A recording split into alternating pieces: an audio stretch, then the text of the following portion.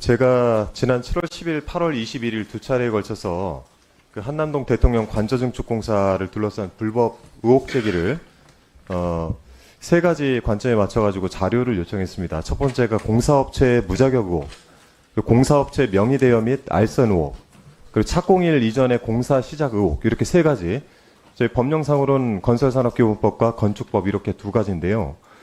여기에 대해서 진위 여부를 판단하기 위해서는 반드시 저희 건설산업재시 정보시스템에 등록되어 있는 22년도 대통령 관저 공사 관련해서 건설 공사 대장 이거를 국토부에서 저희가 받아야 된다고 몇 차례 요청을 드렸습니다. 관련해서 건설 공사 대장 이거를 국토부에서 저희가 받아야 된다고 몇 차례 요청을 드렸습니다.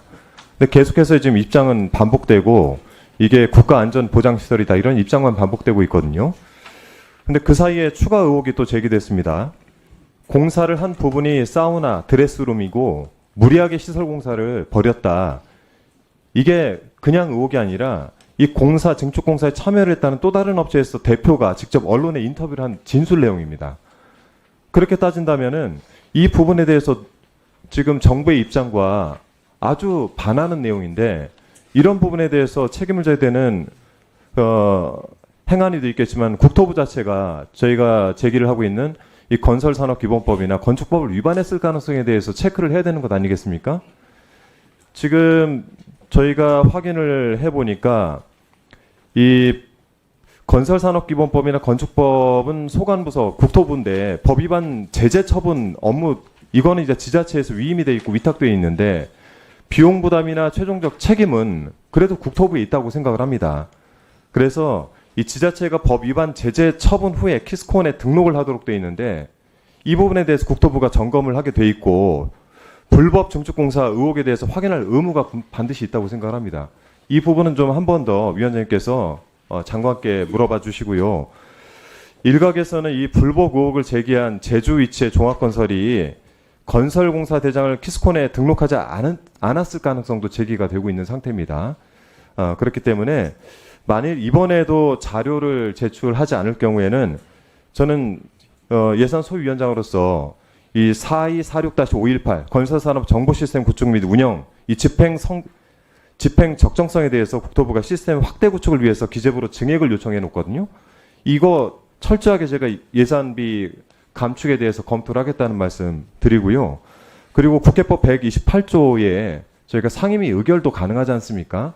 그래서 이런 부분까지 총 감안해서 이 부분에 대한 자료를 즉각 제출할 수 있도록 위원장님께서 다시 한번 좀 촉구해 주시길 부탁을 드리겠습니다. 이상입니다.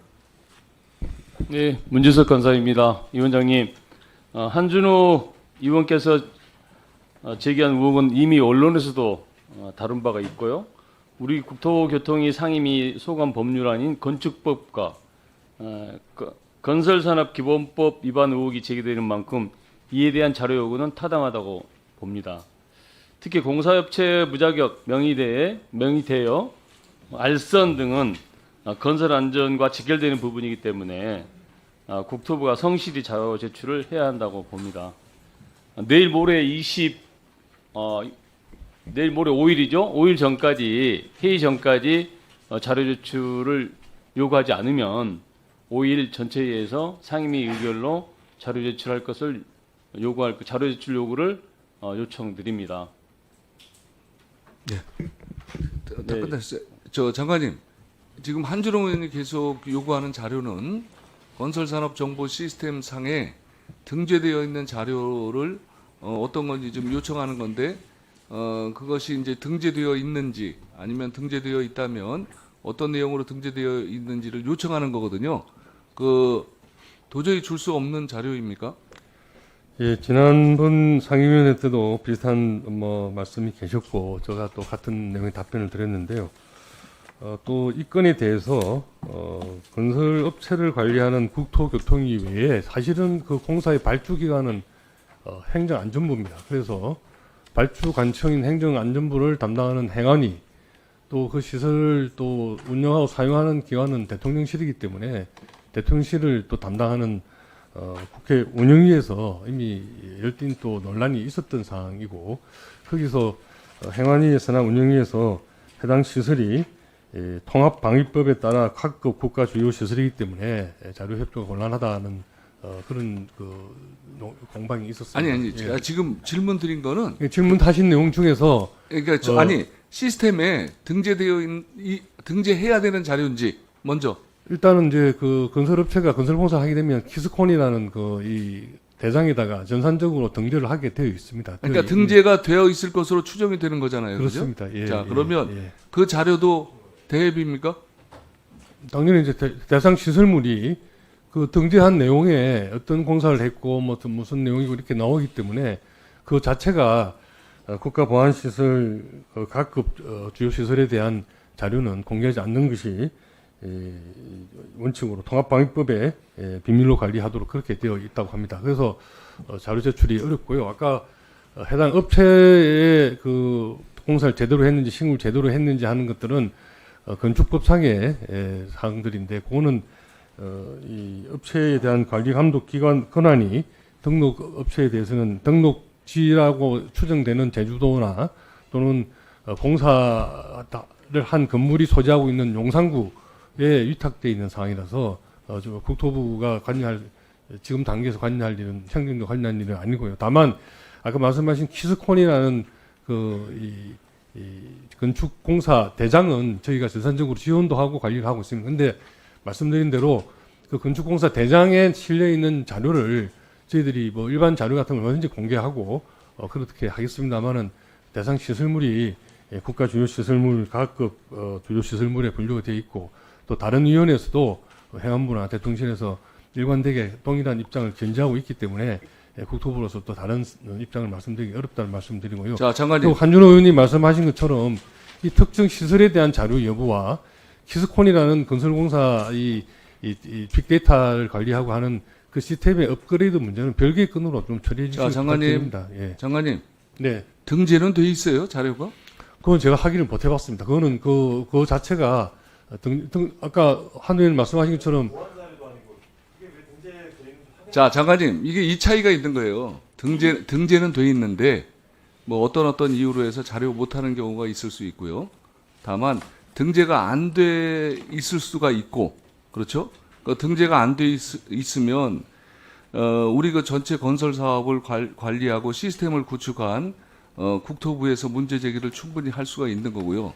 등재가 되어 있음에도 불구하고 어떤 사유로 제출하지 못하는 것은 그 또 다른 문제인 거예요. 근데 장관님은 계속 그 행안부하고 운영해서 지금 이게 벌어지고 있고 또 논의되고 있던 그 내용만 자꾸 말씀하시는데 등재되어 있는 건 확인을 하실 수 있는 거 아닙니까? 되어 있는지 여부는. 등재 여부를 확인할 수 있지만 그 내용이 등재된 내용이 사실은 저희도 그 한 의원님이 지적하신 그 공사에 관한 것인지 아닌지는 확인할 방법이 없습니다. 왜 확인할 방법이 없죠? 그럼 아니죠. 시스템을 왜 유지합니까? 아니요, 그러니까 그게 그 발주 관청이 자기들이 발주한 공사에 대한 내용이 등재된 건지 저희가 발주 관청 같으면 그걸 확인할 수가 있지만 우리가 발주 관청이 아니기 때문에 어떤 공사를 발주를 했는데 그게 아니, 장관님. 거기에 해당되는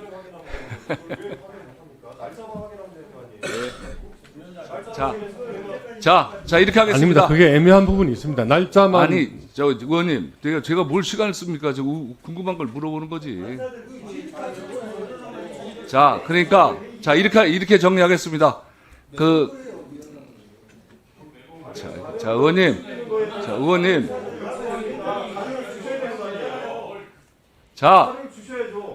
가만히 있지. 자 이렇게 하시겠습니다. 어떻게 하냐면 양 간사께서요. 지금 이제 흐름을 지금 다 들으셨잖아요. 그러니까 이게 요청해서 저희가 받을 수 있는 제가 그걸 결론을 내려고 하는 거예요.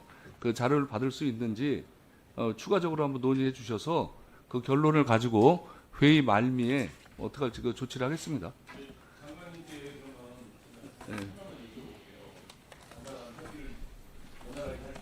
네.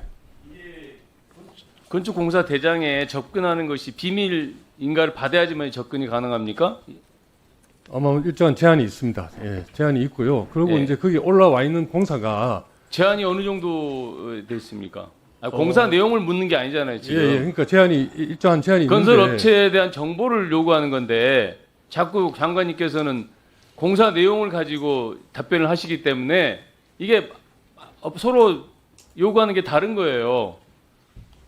공사업체 정보를 달라고 하시는 자료 제출 요구하라는데 공사 내역을 다 달라는 건 아니까 자, 아닙니까? 문과사님. 자, 문과사님. 그러니까 그런 이렇게 부분들은 자 비밀로 할 수 있는 부분들 비밀로 하셔도 좋은데 네. 공사 정보, 공사업체 정보라든가 이 업체가 무자격이 업체인가 아니면 언제 이게 공사를 시작해서 언제 그러니까 착공해서 언제 저희가 끝났는지 국토부 이런 장관이 정도는 사실 비밀이라고 할 수 없잖아요. 국토부가 알 수 있는 것은 자, 장관님. 어떤 공사를 누가 알겠습니다. 했는지 장관님, 그걸 저희가 이렇게 하세요. 발표 기한이 아니니까 모르지 않습니까? 장관님. 예. 시스템을 운영할 필요가 없는 거예요. 그러면 그러니까 이렇게 하시자니까 간사 간에 협의를 할 때 국토부도 정확한 정보를 주셔가지고 판단할 수 있도록 해주셔야 됩니다. 왜냐하면 장관님 말씀대로 하면 시스템을 운영할 필요가 없는 거죠. 근데 시스템하고 이 저 특정한 정치적인 의미가 있는 내용하고는 예. 참. 예. 자, 한 의원님, 저 간사들 간의 협의를 일단 맡기시고요. 자, 자료 요구하실 의원님 더 계십니까? 잠시 주목해 주시기 바랍니다. 구독자분들에게 특별한 선물을 준비했는데요. 제가 항상 여러분들께 강조드리는 말씀이 있습니다. 이슈와 뉴스만 꾸준히 챙겨보셔도 충분히 돈을 벌 수 있다고 말씀드리는데요. 여기 보이시는 채널의 영상을 보시면 어떤 생각이 드시나요? 그냥 눈에 보이시는 뉴스와 영상만 보시고 아무 생각이 없으신가요? 그렇다면 저는 잘못된 것이라고 말씀드리고 싶습니다. 그 이유가 무엇이냐면 제가 8월 초에 뭐라고 말씀드렸나요? 지금은 바이오에 관심을 가져야 한다라고 뉴스만 보고 넘기지 마시고 투자를 직접적으로 생각해봐야 한다고 말씀드렸는데요. 이런 썸네일들과 영상을 통해서 충분히 구독자님들께도 전달이 되셨을 겁니다. 이런 바이오 이슈가 되었을 때 부자들은 어떻게 생각할까요? 바이오 관련주는 무엇이 있는지, 어떤 종목이 가장 좋을지, 어디에 투자해야 돈이 몰릴 수 있는지 자연스럽게 생각한다고 말씀드렸습니다. 지난번에 구독자분과 함께하는 주식으로 수익 내기를 진행했었는데요. 100% 무료로 진행을 했고 이 사진을 보시면 아시겠지만 구독이라는 문자 메시지를 남겨주신 모든 시청자분들께 이렇게 바이오 관련주 중에 가장 급등할 확률이 높은 한 종목을 드렸습니다.